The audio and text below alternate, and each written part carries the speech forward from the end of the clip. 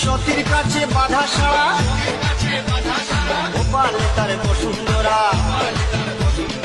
শিশু হাতে মাথায় জোটা ললিতে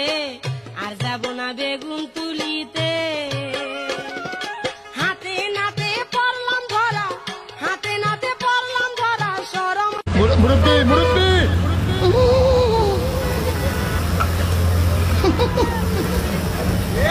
বুঝছে না উনি মনে করছে অন্য হুজুর